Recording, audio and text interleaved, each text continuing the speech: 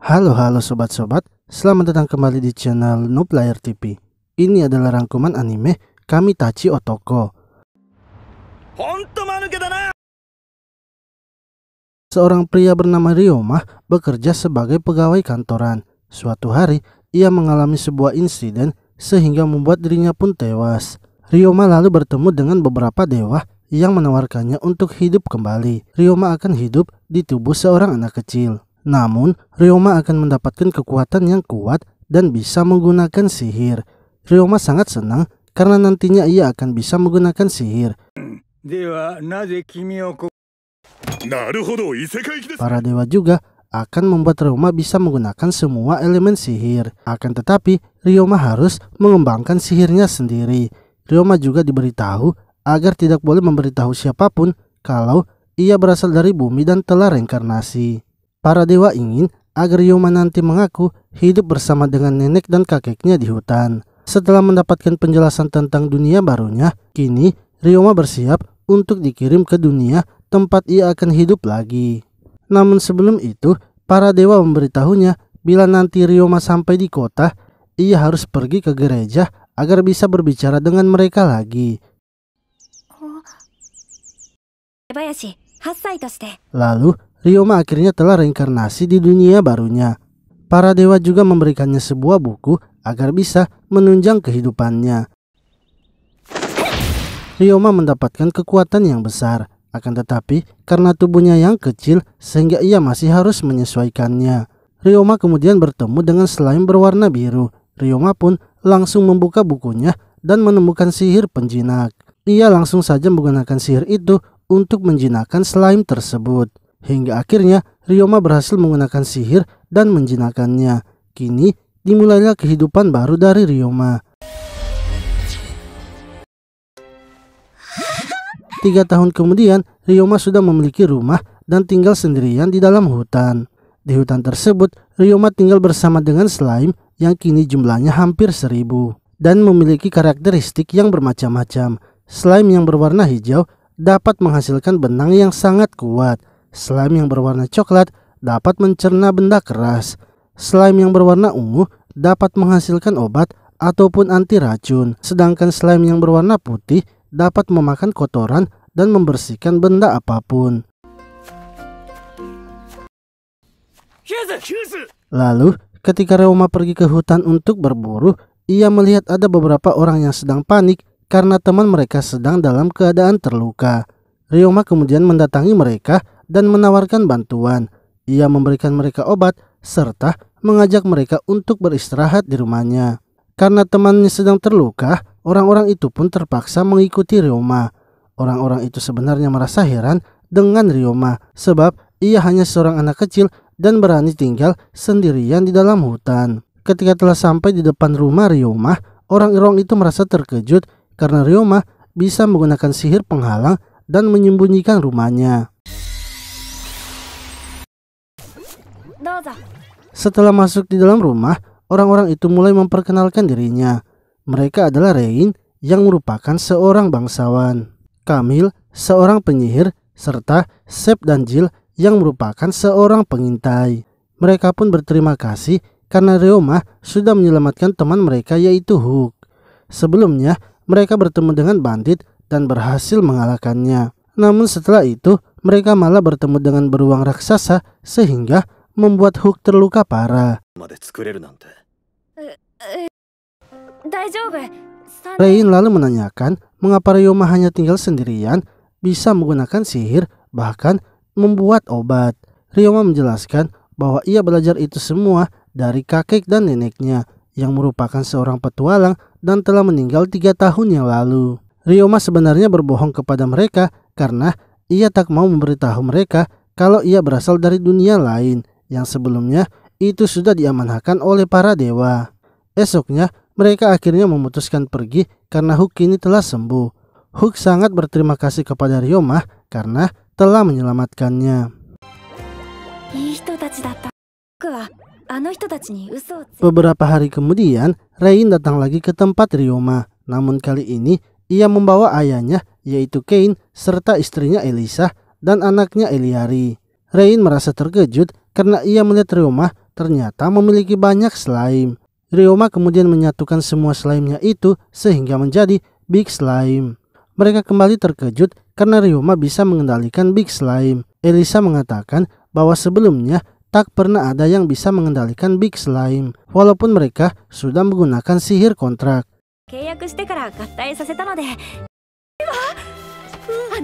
Ryoma menjelaskan bahwa walaupun inti dari Big Slime itu hanya terlihat satu, namun sebenarnya itu gabungan dari ratusan inti slime. Sehingga untuk mengendalikan Big Slime, mereka harus membuat kontrak terlebih dahulu bersama dengan slime-nya itu satu persatu. Lalu setelah masuk di dalam rumah, Rain mengatakan bahwa sebenarnya mereka memiliki tujuan masuk ke dalam hutan. Selain bertemu dengan Ryoma, mereka juga memiliki tujuan lain, yaitu Eliari yang ingin menangkap slime dan membuat kontrak pertamanya. Sebab mereka ternyata adalah keluarga pengendali monster.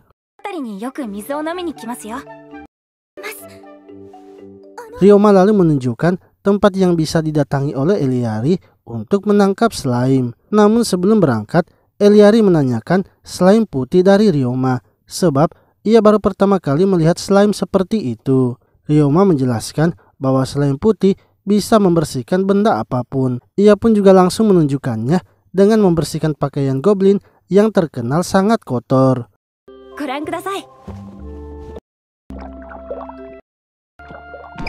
Setelah melihat kegunaan dari slime putih, Eliari akhirnya memutuskan untuk menangkap slime putih dan membuat kontrak pertamanya dengan slime putih tersebut. Ryoma akhirnya menjelaskan cara menangkap slime putih, dan setelah melakukan persiapan, Eliari langsung berangkat untuk menangkap slime putih. Hingga ketika sore harinya, Eliari pun berhasil mendapatkan monster pertamanya.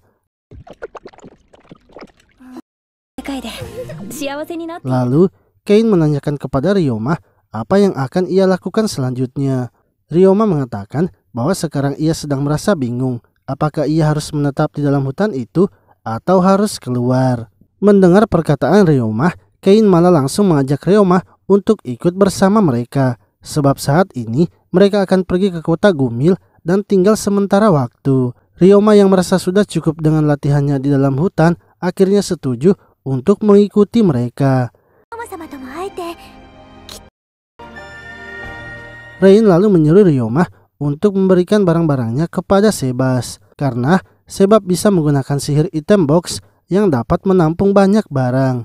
Akan tetapi Ryoma menolaknya karena ia juga ternyata bisa menggunakan sihir item box. Rain dan yang lainnya kembali dibuat terkejut oleh Ryoma karena Ryoma ternyata bisa menggunakan sihir item box. Setelah itu Ryoma kemudian mengemasi semua barang-barangnya ke dalam item boxnya dan juga menutupi rumahnya dengan sihir penghalang. Lalu di tengah perjalanan ke kota Gumil, mereka pun mendapatkan sebuah masalah. Jalan yang mereka akan lalui kini tertutup akibat adanya longsor. Mereka juga tak bisa menggunakan jalan lain untuk memutar karena jalan tersebut membutuhkan waktu yang lama untuk melewatinya. Sehingga Rain akhirnya memutuskan agar mereka harus membersihkan longsor itu dengan menggunakan sihir batu sebelum para bandit yang berkeliaran di daerah itu mendatangi mereka.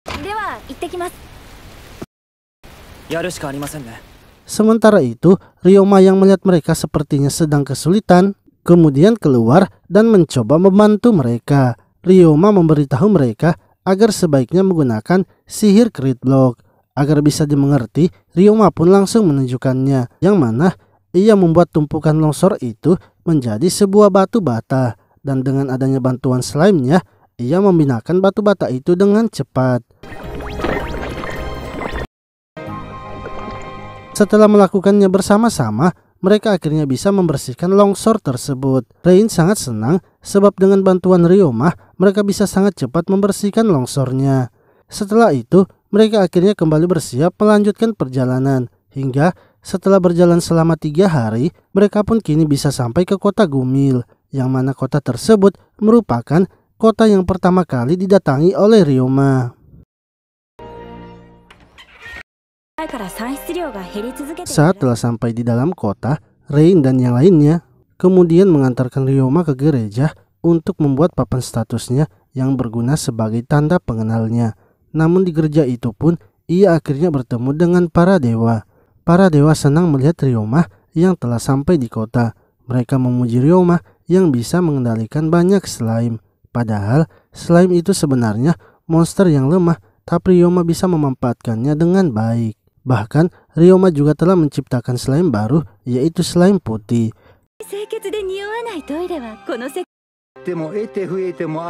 Setelah lama mengobrol bersama, tibalah waktunya Ryoma akan kembali. Sebelum menghilang, para dewa memberitahu Ryoma bahwa dewa yang lainnya itu ternyata tertarik juga kepadanya. Mereka heran, dewa perang dan dewa sihir yang membenci manusia kini tertarik kepada Ryoma. Mereka juga memberitahu Ryoma agar kembali lagi ke gereja jika ingin bertemu dengan mereka. Pembuatan papan status dari Ryoma kini telah selesai. Kain lalu memberitahu Ryoma agar tidak menunjukkan papan statusnya kepada orang-orang. Sebab dengan kemampuan Ryoma yang sangat tinggi, pastinya banyak orang yang akan memburu Ryoma bila mengetahui kekuatannya. Untuk itu, Ryoma sebaiknya segera mendaftarkan diri ke guild petualang, sehingga Ryoma bisa mendapatkan posisi dan peringkat yang tinggi di guild petualang.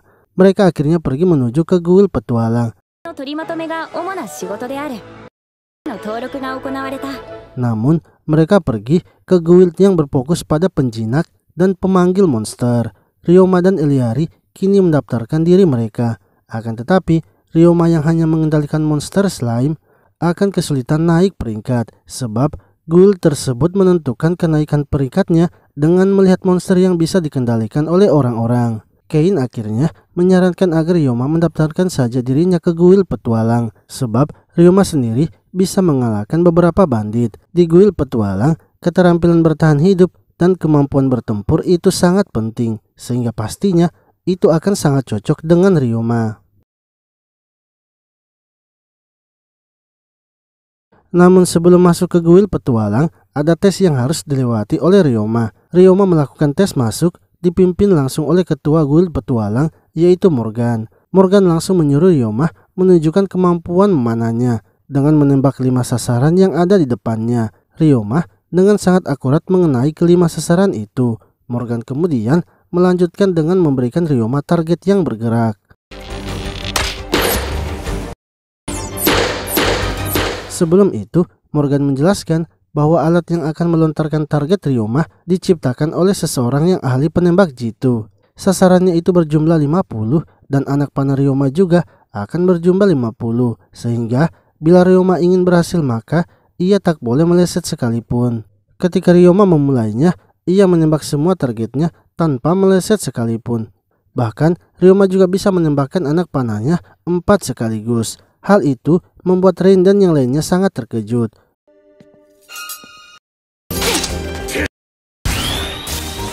Morgan yang juga memberikan tes merasa terkejut dengan Ryoma.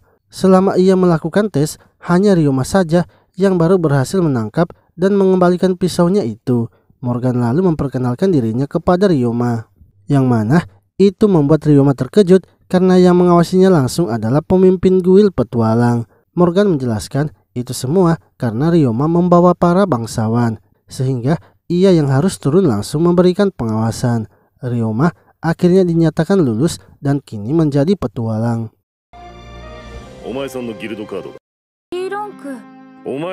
Morgan memberikan kartu guild petualang Ryoma yang sekarang berada di peringkat G. Sebenarnya dengan kemampuan Ryoma itu, Morgan bisa saja menjadikan Ryoma ke peringkat E. Namun itu akan membuat petualang yang lain menentangnya, sehingga Morgan ingin agar Ryoma harus naik ke peringkat selanjutnya dengan membuktikan kemampuannya. Setelah itu, Ryoma pergi melihat misi untuk petualang tingkat G, yang mana ia menemukan misi untuk membersihkan Ryoma. Ryoma langsung saja mengambil misi itu dan bergegas pergi ke rumah kliennya yang bernama Mia.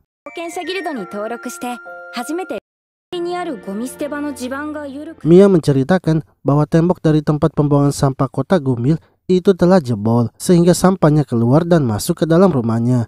Mia sudah lama meminta kepada guild petualang untuk membantunya, namun tak ada yang mau mengambil misi itu, sehingga ia senang Ryoma mau mengambil misinya. Ryoma akhirnya memutuskan membersihkan tempat pembuangan sampah kota Gumil, karena sampah yang masuk ke rumah Mia berasal dari tempat itu. Ia kemudian mengeluarkan slime coklatnya untuk memakan sampahnya. Setelah itu, ia juga kembali ke rumah Mia untuk membersihkan sampahnya. Tak lupa juga, Ryoma menutup lubang dari tempat sampah yang terhubung ke rumah Mia.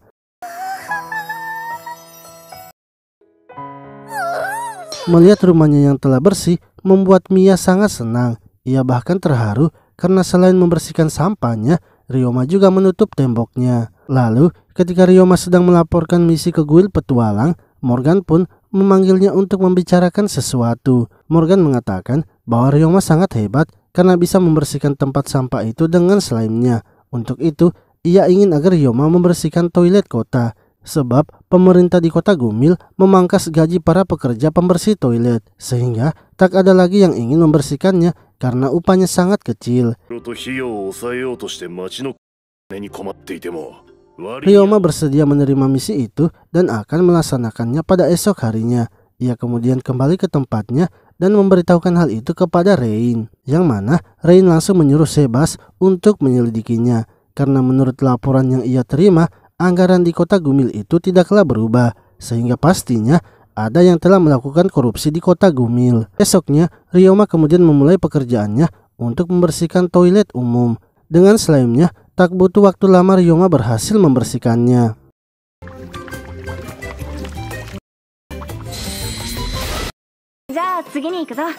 Ryoma melihat slime-nya yang kini sedang membelah diri karena sudah makan banyak.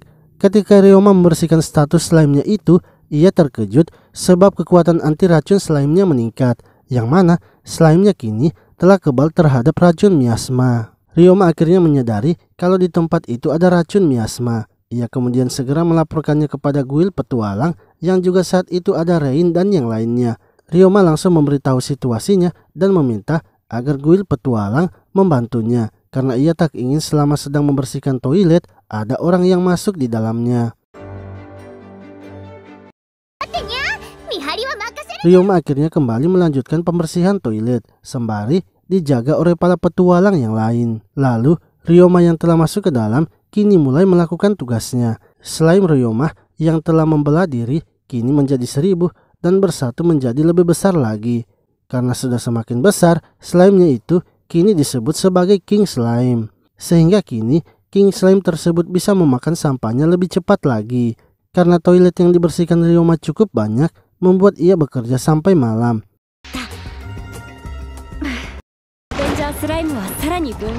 Kini setelah membelah diri, jumlahnya juga telah mencapai 3000-an. Hal itu membuat pekerjaan Ryoma semakin ringan. Hingga setelah bekerja seharian penuh, Ryoma pun berhasil menyelesaikannya. Para petualang yang ikut menjaga merasa sangat senang karena walaupun Ryoma masih seorang anak kecil, namun ia terus bekerja tanpa memikirkan resikonya.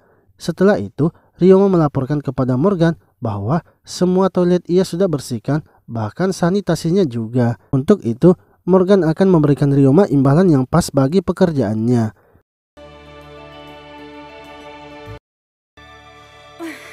Ryoma yang akan pulang kembali teringat dengan masa lalunya, karena di kehidupannya yang sebelumnya, ia bekerja di perusahaan gelap dan juga hampir setiap hari pulang di pagi harinya. Ketika ia pulang juga, tak ada yang selalu menyambutnya. Namun, Ryoma yang pulang ke tempatnya, kali ini disambut dengan hangat oleh Rain dan keluarganya. Hal itu membuat Ryoma sangat terharu dan langsung menangis. Esoknya, Eliari kemudian meminta agar Ryoma mengajarinya menggunakan sihir. Ryoma menjelaskan bahwa jika Eliari ingin menguasai sihirnya, sebaiknya ia harus berpikir sedang bermain bersama sihirnya. Dengan begitu, Eliari akan lebih cepat menggunakan sihir. Ryoma pun memberikan contoh dengan membuat kembang api, serta membuat balon dengan sihir airnya. Ryoma juga memodifikasi balon itu hingga menjadi sebuah ikan. Setelah mengajari Eliari, Ryoma juga meminta diajari sihir oleh Kamil, yang mana Kamil pun bersedia dan langsung mengajarinya. Kamil menunjukkan sihir api yang ia ubah bentuknya menjadi anak panah. Ryoma pun berhasil menggunakan sihir itu, bahkan memiliki dampak yang lebih besar.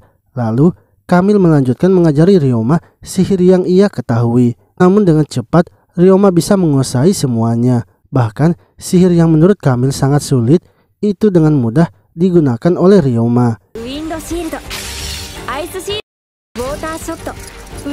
Kini Kamil tak punya lagi sihir yang bisa ia ajarkan kepada Ryoma. Mendengar hal itu, Sebas lalu menawarkan akan mengajari Ryoma sihir ruang. Sebas kemudian menanyakan selain item box, sihir ruang apa saja yang bisa digunakan oleh Ryoma. Ryoma juga ternyata bisa juga menggunakan sihir teleport. Menurut Sebas, jika Ryoma bisa menggunakan sihir teleport, maka Ryoma juga pasti bisa menggunakan sihir tingkat menengah. Seperti sihir warp, jika Ryoma membayangkan tempatnya dengan jelas, maka Ryoma akan bisa berpindah tempat dengan jarak yang jauh.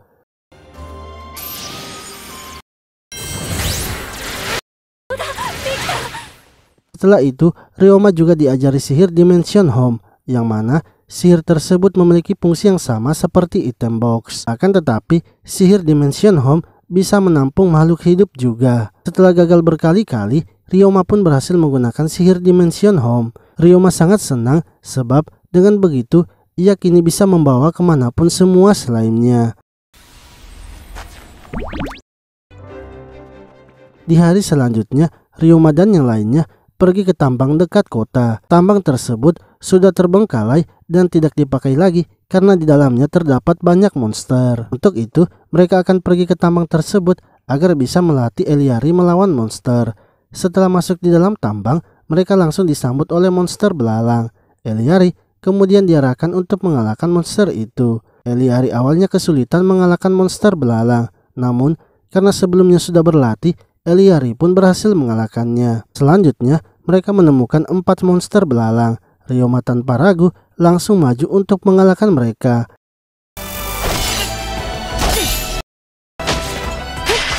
Kamil dan yang lainnya sangat terkejut karena selain bisa menggunakan sihir, Ryoma juga bisa melakukan pertarungan jarak dekat. Setelah mengalahkan beberapa monster, mereka akhirnya memutuskan untuk kembali. Akan tetapi, Eliari melihat ada slime hitam yang merupakan slime logam. Ia pun langsung mengejar slime logam itu dan setelah menangkapnya, ia memberikannya kepada Ryoma. Hal itu ia lakukan sebagai bentuk terima kasihnya karena Ryoma sudah mengajarinya cara bermain dengan sihir. Saat telah di luar tambang, Ryoma tersadar akan sesuatu.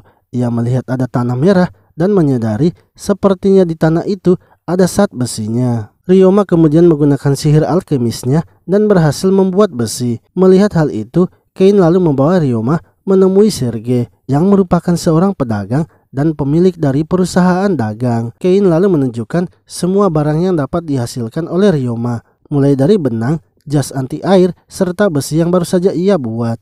Kain ingin agar Serge membantu Ryoma menjual semua barang itu, serta semua keuntungan yang didapatkan harus diserahkan kepada Ryoma.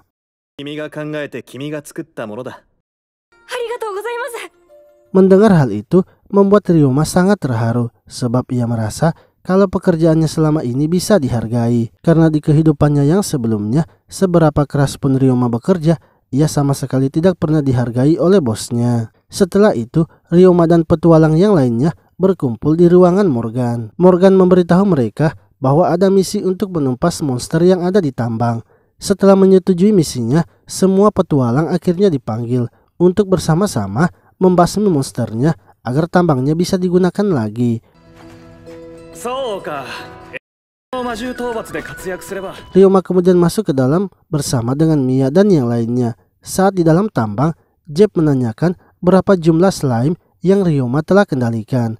Ryoma mengatakan bahwa sekarang ia telah mengendalikan sekitar 4.000 slime. Hal itu membuat mereka sangat terkejut karena itu merupakan jumlah yang banyak. Welen lalu meminta agar Ryoma menghabisi monster yang bisa terbang, sebab di antara mereka semua hanya Ryoma saja yang bisa menggunakan sihir serangan. Hingga ketika mereka berhadapan dengan monster belalang, dengan cepat mereka pun langsung mengalahkannya. Setelah itu, mereka dihadapkan dengan banyak monster kelelawar.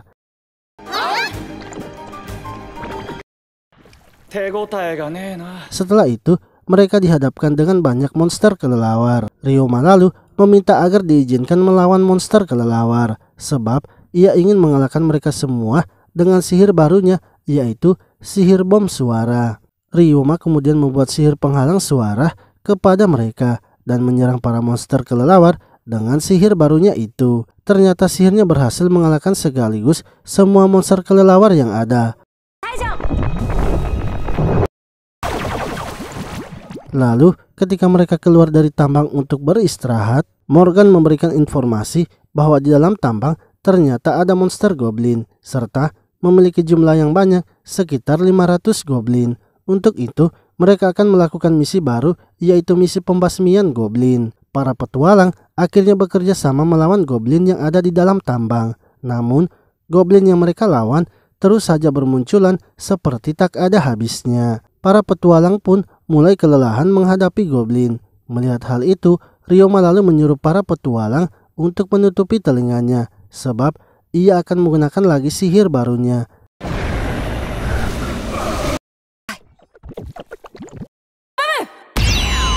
Dengan sihir bom suaranya, Ryoma berhasil membuat para goblin tak bisa bergerak.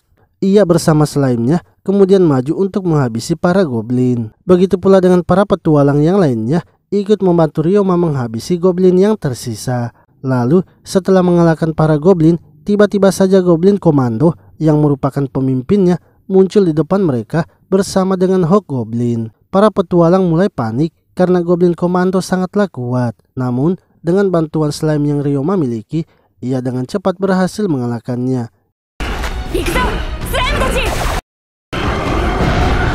Kali ini tak ada lagi goblin yang tersisa dan semuanya sudah dihabisi. Ryoma kemudian membersihkan pakaian dari Mia dan yang lainnya menggunakan slime putihnya.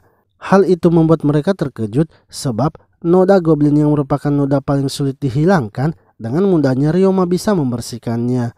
Mia mengatakan bila saja Ryoma membuka toko pencucian dengan slime itu, Ryoma pasti akan mendapatkan keuntungan yang banyak.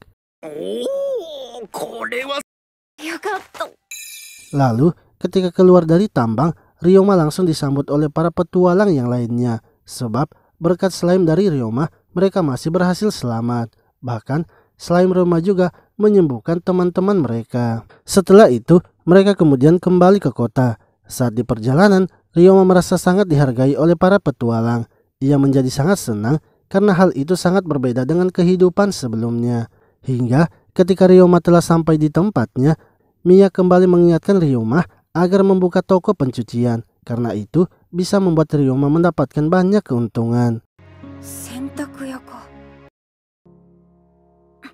Perkataan Mia itu terus dipikirkan oleh Ryoma. Hingga ketika Ryoma sedang melaporkan situasi yang terjadi di pertambangan, ia juga akhirnya mengatakan apa yang akan ia lakukan selanjutnya. Namun sebelum itu, Ryoma sangat berterima kasih kepada Rain dan keluarganya karena telah banyak mengajarinya tentang kehidupan. Untuk itu, ia kini memutuskan berpisah dengan mereka dan memilih untuk hidup sendiri agar ia bisa mandiri. Kane dan keluarganya langsung setuju dengan apa yang akan Ryoma lakukan, sebab mereka sudah menduga kalau Ryoma pastinya akan meminta untuk hidup mandiri.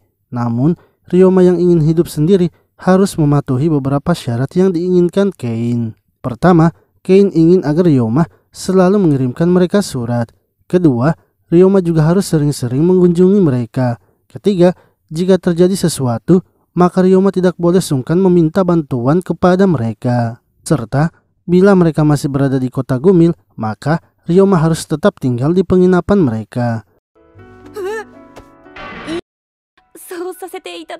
Ryoma kemudian menanyakan sampai kapan mereka akan tinggal di kota Gumil. Kane menjelaskan mereka akan tinggal sampai Grill Frog muncul. Kulit dari Grill Frog bisa dijadikan sebagai sirah dan organnya bisa dijadikan sebagai obat. Setiap tahunnya Grill Frog selalu berkumpul di danau dekat kota Gumil.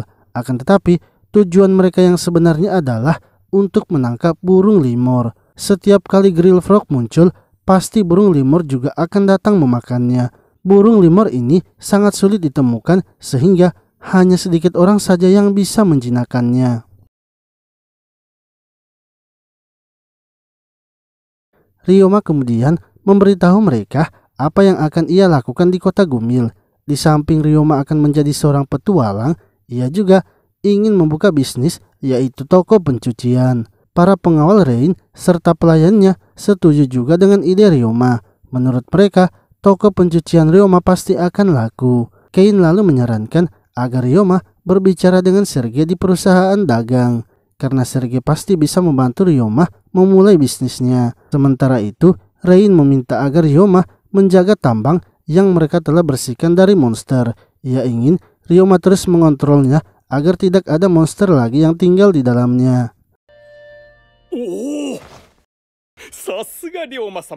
Esoknya, Ryoma dan Eliari pergi menemui Sergei untuk membicarakan idenya. Sergei sangat setuju dengan ide Ryoma sebab ide tersebut belum pernah ada. Sergei lalu menyuruh Ryoma agar mendaftarkan dirinya di guild pedagang. Karena jika Ryoma menjadi anggota guild pedagang, maka bisnisnya pasti akan selalu dibantu. Setelah itu, Sergei pergi membawa Ryoma menemui ketua dari guild pedagang, yaitu Glisela.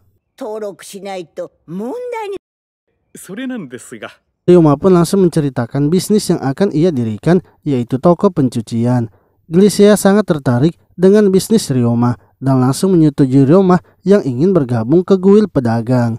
Ia juga menunjukkan lokasi yang bagus untuk Ryoma membangun bisnisnya. Setelah melihat lokasinya, Sergei juga memberitahu Ryoma bahwa ia akan meminjamkan beberapa pegawainya. Ryoma juga meminta agar Sergei menyiapkan semua bahan-bahan yang akan ia gunakan di toko pencuciannya. Di hari selanjutnya, Ryoma mulai merenovasi tempatnya dengan menggunakan bantuan slime-nya. Selanjutnya, Ryoma menggunakan sihir crit block untuk membuat batu bata. Dan setelah beberapa hari mengerjakannya, kini toko pencucian Ryoma mulai selesai. Ryoma juga meminta Camille dan yang lainnya untuk membantunya. Serta tak lupa juga Ryoma meminta para petualang mengecat dinding tokonya.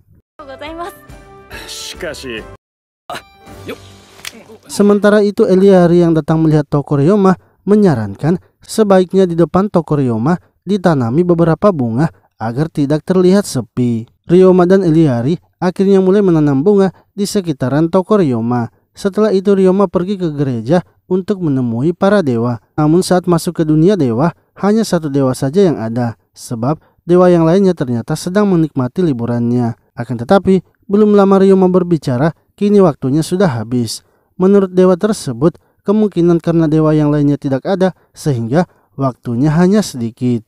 Dewa itu kemudian memberitahu Ryoma bahwa tubuh anak-anaknya itu ternyata mempengaruhi pikirannya, sehingga Ryoma mulai berekspresi seperti anak kecil.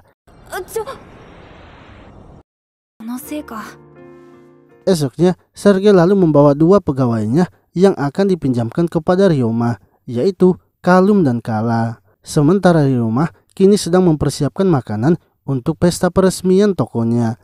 Lalu, Sergei dan yang lainnya kini telah sampai di toko Ryoma dan mulai memperkenalkan pegawainya.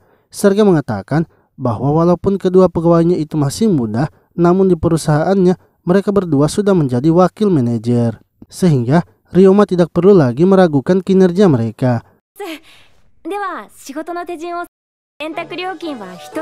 Ryoma kemudian mulai menjelaskan kepada mereka berdua cara kerja tokonya, yang mana slime-nya akan membersihkan pakaian yang kotor.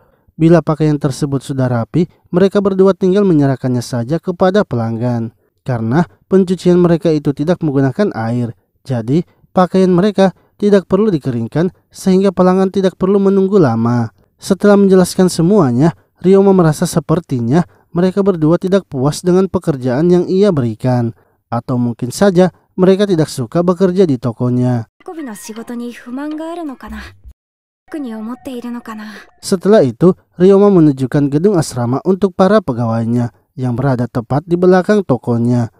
Tak lama kemudian, para tamu Ryoma kini sudah datang. Karena semuanya sudah berkumpul, Ryoma mulai menyampaikan sesuatu kepada mereka semua, yang mana ia sangat berterima kasih kepada mereka yang telah membantunya selama ini. Untuk itu, Ryoma ingin agar mereka menikmati pesta yang ia buat.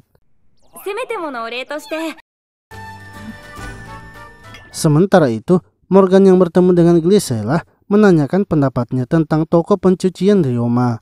Menurutnya, toko pencucian Ryoma pasti akan berhasil. Namun untuk sekarang, ia hanya akan mengawasi Ryoma saja. Akan tetapi bila Ryoma membutuhkan bantuannya, maka ia pasti akan membantunya. Di sisi lain, Kalum dan Kala melihat kalau Ryoma sepertinya sangat disukai dan dipercayai orang-orang. Hingga setelah pesta telah selesai, mereka pun langsung meminta agar Ryoma mengizinkan mereka bekerja di tokonya. Sebelumnya, mereka sempat ragu untuk mengikuti Ryoma karena menurut mereka tidak mungkin seorang anak kecil bisa membuka bisnis dengan slime. Akan tetapi, setelah melihat kepribadian Ryoma dan kepercayaan orang-orang terhadapnya, mereka pun menjadi yakin untuk bekerja di toko pencucian Ryoma. Esoknya, tibalah kini Ryoma akan membuka toko pencuciannya.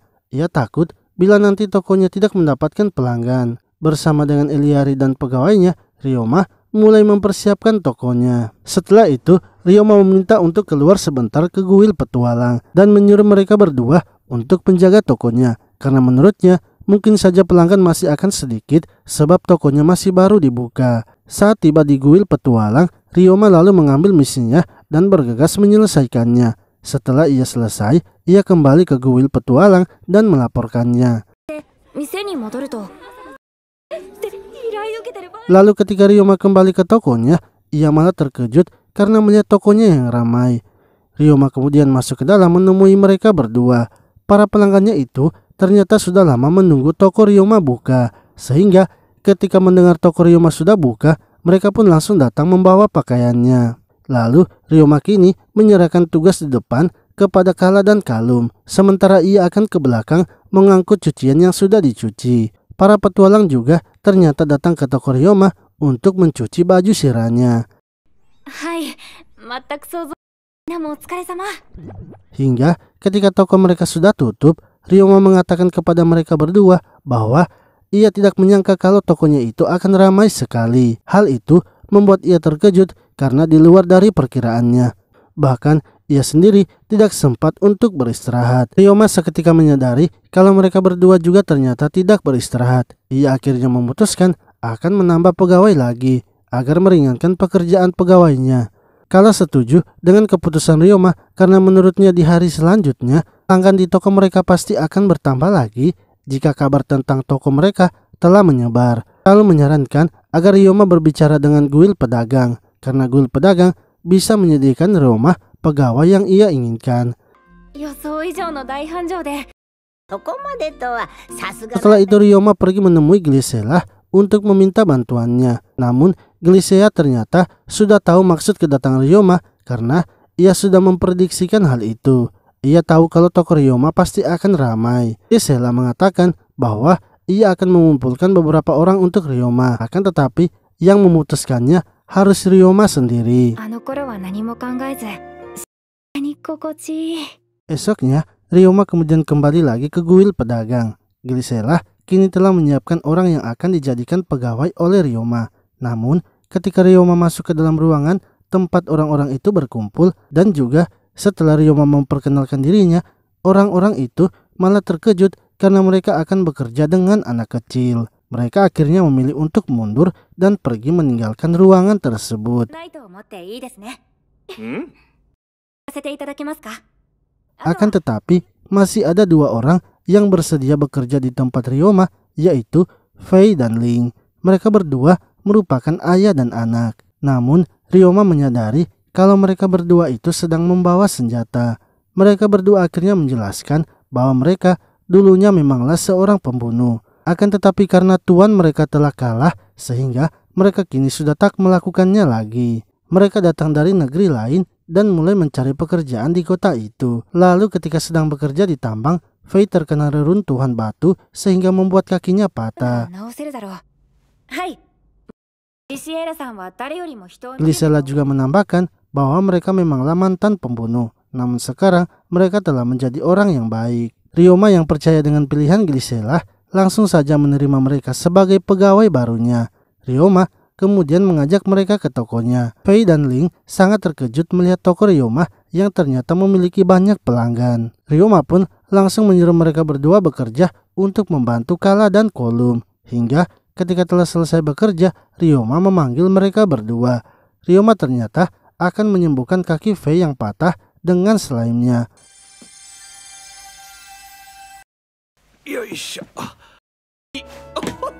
Lalu ketika telah berhasil disembuhkan, mereka sangat berterima kasih kepada Ryoma sebab Fei sebelumnya sudah menyerah untuk menyembuhkan lukanya dikarenakan mereka tidak memiliki uang dan biaya klinik yang mahal. Setelah itu Ryoma menunjukkan kamar mereka di asrama pegawai. Fei dan Ling sangat senang sebab mereka kini bisa tidur di atas ranjang lagi. Lalu mereka kembali ke toko dan melihat penghasilan hari ini. Hasil yang mereka dapatkan ternyata lebih banyak lagi dibanding hari sebelumnya. Menurut Kala, itu disebabkan karena di kota Gumil banyak orang yang bekerja sebagai penambang, sehingga pasti akan semakin banyak yang datang ke toko mereka. Bahkan bisa saja ada permintaan dari kota lain. Untuk itu, Kala menyarankan agar Ryoma harus mempertimbangkan membuka cabang. Di hari berikutnya, toko pencucian rumah semakin banyak pelanggan lagi. Keempat pegawainya kini bekerja keras untuk memenuhi pelanggan yang datang. Sementara Ryoma yang tidak bekerja memilih untuk membuatkan mereka makanan. Lalu, ketika telah selesai bekerja, Kala melaporkan hasil mereka hari ini, yang ternyata lebih banyak lagi dari hari sebelumnya. Hal itu membuat Ryoma berpikir sepertinya memang mereka harus menambah pegawai lagi. Para pegawainya pun setuju dengan Ryoma, karena menurut mereka pelanggan toko pencucian rumah pasti akan bertambah banyak lagi. Ryoma kemudian pergi ke kuil pedagang untuk menemui Glisela. Ia meminta agar dicarikan 3 pegawai dan 1 koki. Glisela menanyakan mengapa Ryoma ingin mengambil koki, karena menurutnya salah satu pegawainya seharusnya bisa mengurus masalah makanan. Namun menurut Ryoma, sebaiknya untuk urusan makanan ia ingin serahkan langsung saja kepada ahlinya, sehingga pegawai yang lainnya bisa fokus dengan pekerjaannya saja. Esoknya, Ryoma kemudian datang lagi ke kuil pedagang. Glisela kini menyiapkan pegawai yang Ryoma inginkan, yaitu 3 pegawai yang berasal dari desa yang sama dan datang ke kota untuk mencari pekerjaan. Sementara yang satunya lagi adalah mantan koki di penginapan. Ryoma pun langsung setuju untuk memperkerjakan mereka karena ia sudah percaya dengan orang-orang pilihan dari Glisela. Lalu Glisela mengingatkan Ryoma agar Ryoma harus mempertimbangkan membuka cabang. Jika Ryoma sudah siap membuka cabang, maka Glisela akan membantunya. Lalu Ryoma pergi menemui Serge yang saat itu memanggilnya. Serge ingin agar Ryoma menyiapkan kain anti air lebih banyak lagi karena musim berkembang biaknya Grill Fork akan datang. Dalam musim tersebut akan banyak petualang yang datang ke danau, yang berarti pakaian anti air serta sepatu tahan air pastinya akan laku. Sebelum pergi membuat kainnya, Ryoma menyempatkan untuk memberi makan slime-nya bubuk besi. Ia melakukan itu agar slime-nya bisa berevolusi menjadi slime logam. Setelah itu, ia dan Eliari pergi ke pertambangan untuk membuat kainnya. Ryoma sengaja datang ke tempat itu agar tidak ada yang mengganggunya. Sementara Eliari juga akan berlatih menggunakan biolanya. Di hari selanjutnya, sebelum Ryoma pergi ke pertambangan, ia terlebih dahulu singgah ke tokonya untuk melihat kondisinya. Setelah memastikan tokonya berjalan dengan baik, Ryoma kemudian pergi ke pertambangan melanjutkan pembuatan kain anti airnya. Sembari menunggu kain anti airnya kering, Ryoma memutuskan untuk melatih para slime-nya. Ia juga berlatih melawan King Slime.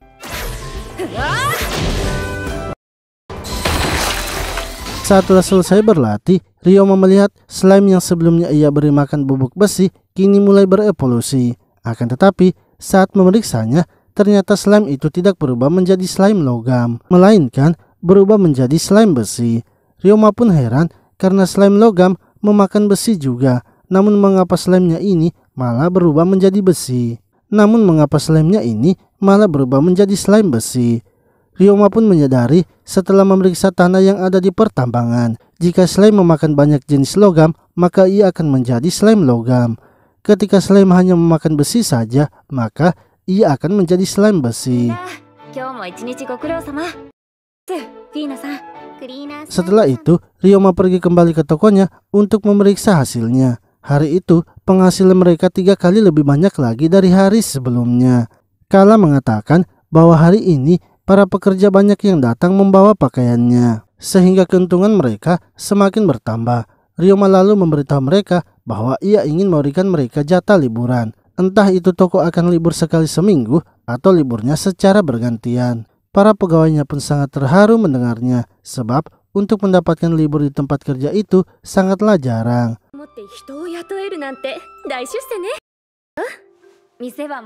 Esoknya, Ryoma kini sudah bisa melepaskan dengan tenang tokonya. Ia pun berniat untuk mengambil misi di kuil petualang. Namun, ia mendapatkan kabar bahwa ada sekelompok petualang yang berasal dari negeri lain mendapatkan slime jenis baru dan berniat menjualnya ke kuil penjinak monster. Akan tetapi, karena slime dinilai sangat murah, kuil penjinak monster pun tak mau menerimanya. Ryoma akhirnya dengan bergegas pergi menemui para petualang itu. Akan tetapi, ia malah disambut tidak baik oleh salah satu petualang itu, sebab ia sedang mabuk dan merasa kesal karena slime yang mereka temukan tidak bisa dibeli oleh kuil penjinak monster. Ryoma pun memaklumi keadaan orang itu dan meminta untuk ditunjukkan slime yang mereka temukan. Jika ia merasa slime yang mereka temukan unik dan belum ia miliki, maka ia akan langsung membelinya. Ryoma melihatnya hanya sekilas saja dan memutuskan untuk membelinya. Para petualang itu sangat senang karena Ryoma mau membeli slime-nya.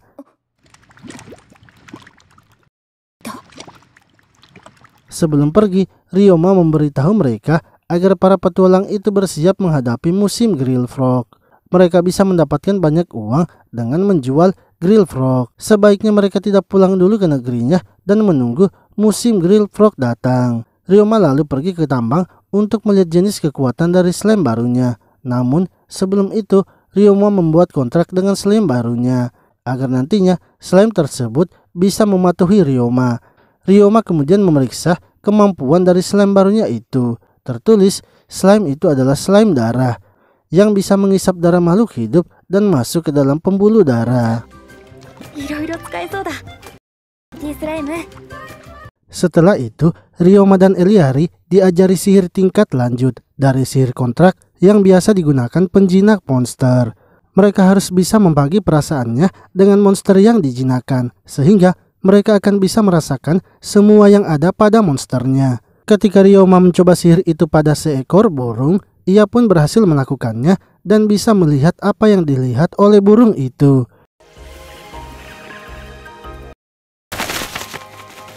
Lalu, saat sedang beristirahat, Rain menjelaskan bahwa setiap penjinak monster mereka memiliki masing-masing dengan kecocokan monsternya. Menemukan monster yang cocok adalah hal yang dibutuhkan seorang penjinak. Kane mengatakan bahwa dirinya memiliki kecocokan dengan monster yang bersisik. Rain memiliki kecocokan untuk menjinakkan monster yang berkaki 4. Sementara Elisa memiliki kecocokan dengan monster berjenis serigala. Ia kini telah menjinakkan monster serigala sekitar 100 ekor. Ryoma pun merasa kalau Elisa sangat hebat. Namun Elisa mengatakan bahwa Kane lah yang lebih hebat. Karena walaupun monster yang ia jinakkan tidak lebih dari 20, akan tetapi setengah dari monsternya itu adalah seekor naga. Setelah itu, Ryoma pergi membawa kain anti airnya kepada Serge. Lalu, ia pergi ke kuil petualang mengikuti rapat yang diadakan para petualang.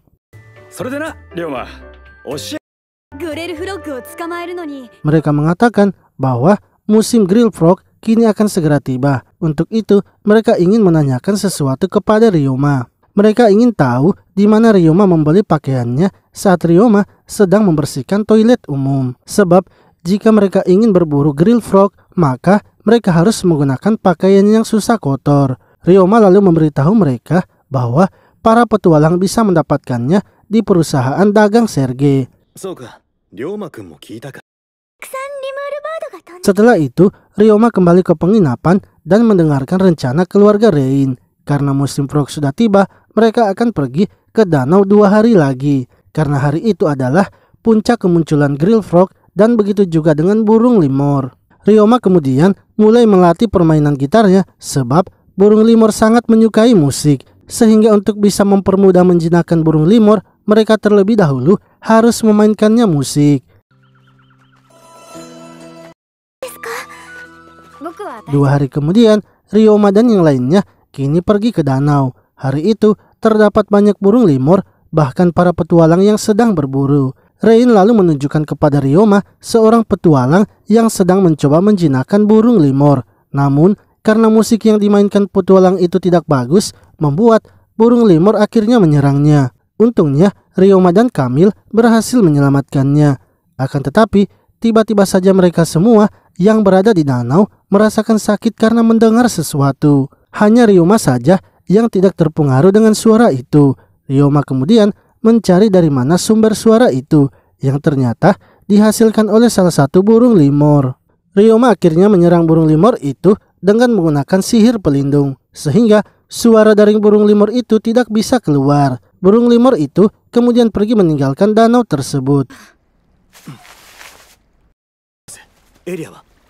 Ryoma lalu menanyakan apa yang sebenarnya dilakukan burung itu. Kane menjelaskan bahwa burung yang sebelumnya dihentikan oleh Ryoma adalah salah satu dari spesies tingkat lanjut, yaitu burung limor mimpi buruk. Itu adalah spesies yang langka dan mungkin hanya terlihat sekali dalam 10 tahun. Tidak hanya sihir angin, burung limor itu bisa menggunakan sihir kegelapan. Dan ciri yang paling menonjol adalah serangan mental yang dikeluarkan seperti sebelumnya. Ryoma lalu teringat bahwa kemungkinan ia tidak terpengaruh oleh serangan burung itu karena sebelumnya setelah memeriksa statusnya, ketahanannya terhadap serangan mental sangatlah tinggi. Kamil dan yang lainnya kemudian melaporkan bahwa keributan yang terjadi sebelumnya membuat semua burung limor pergi. Karena tak mungkin bisa menemukan sarangnya, mereka pun memutuskan untuk menunggu burung limor kembali ke danau. Hingga akhirnya setelah menunggu sampai sore hari,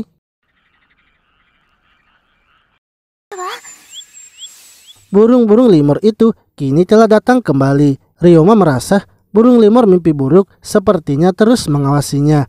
Ia lalu memberitahu mereka akan berpindah tempat agar tidak mengganggu Eliari. Namun Eliari menolaknya karena kalau ia nantinya gagal, ia tak akan menjadikan itu sebagai alasan. Ia juga merasa jika ada Ryoma, ia bisa merasa lebih tenang. Eliari kemudian mulai memainkan biolanya. Awalnya, burung-burung limor hanya terdiam mendengar musik dari Eliari. Akan tetapi, setelah beberapa saat, burung limor mulai terhanyut dalam musiknya. Burung-burung limor itu kini terlihat sangat menyukai dan menikmati musik dari Eliari. Para burung limor itu akhirnya datang mendekati Eliari. Ryoma lalu memberitahu Eliari agar segera membuat kontrak dengan burung-burung itu. Mereka sangat senang karena setelah sekian lama menunggu, Eliari kini berhasil membuat kontrak. Bahkan Eliari berhasil membuat kontrak dengan 9 burung sekaligus. Setelah itu, Ryoma mengeluarkan gitarnya dan mencoba menghibur burung-burung limor. Sebelumnya, Ryoma sudah berlatih menggunakan gitarnya, sehingga burung-burung itu pun menikmati musik yang diberikan Ryoma. Saat burung-burung itu mendekat, Ryoma langsung membuat kontraknya. Dan tidak disangka, burung limor mimpi buruk juga ternyata membuat kontrak dengannya. Elisa merasa kalau Eliari dan Ryoma sangatlah hebat karena mereka berdua bisa dengan langsung menjinakkan banyak burung limor. Lalu Sebas menyadari kalau salah satu burung Eliari terlihat berbeda. Ia kemudian memberitahu Eliari untuk memeriksa statusnya. Ternyata salah satu burung itu merupakan spesies tingkat lanjut, yaitu burung limor pentom, burung yang bisa menggunakan sihir cahaya. Kane mengatakan bahwa burung limor pentom sangatlah jarang ditemui, dan itu lebih langka dari burung limor mimpi buruk. Ia sangat bersyukur karena bisa melihat burung limor pentom saat masih hidup. Malamnya, mereka lalu mengadakan pesta jamuan besar atas keberhasilan Eliari dan Ryoma membuat kontrak dengan burung limor, sekaligus pesta perpisahan dengan Ryoma, karena esok harinya Eliari dan yang lainnya kini akan kembali ke kotanya dan meninggalkan kota Gumil serta meninggalkan Ryoma yang ingin menetap di kota Gumil. Setelah pesta selesai, Eliari datang mengunjungi Ryoma di kamarnya. Ia mengatakan bahwa setelah sampai di kotanya, ia juga akan pergi bersekolah karena bila anak bangsawan berusia 12 tahun, maka mereka diwajibkan bersekolah. Namun, ia sangat risau karena ia tidak memiliki orang dekat yang bisa ia anggap sebagai teman. Di sekolahnya itu, orang-orang pasti akan menjauhinya karena statusnya, serta ia juga memiliki kapasitas sihir yang banyak. Sebelumnya, waktu Eliari masih berumur 5 tahun, mereka pernah memanggil seseorang untuk mengajarinya tentang sihir. Karena kapasitas sihirnya yang banyak, membuat ia tak bisa mengendalikannya dan menyerang orang itu. Sebenarnya, keluarganya dan orang itu sudah berdamai. Akan tetapi, orang itu bercerita bahwa Eliari menyerangnya karena kesal. Rumor itu pun langsung tersebar di kalangan bangsawan, sehingga ia sampai sekarang ditakuti orang-orang. Menurut Ryoma, itu sepenuhnya bukanlah salah dari Eliari. Setiap orang pasti pernah melakukan satu kesalahan dalam hidupnya. Untuk itu, Eliari tidak perlu khawatir karena ia sendiri juga tidak takut kepadanya dan mau berteman dengannya. Mungkin saja di sekolahnya juga nanti pasti akan ada orang yang mau berteman dengannya. Ryoma kemudian memberikan 2 slime-nya kepada Eliari, sehingga nanti Eliari tidak akan selalu kesepian dan mengingatnya.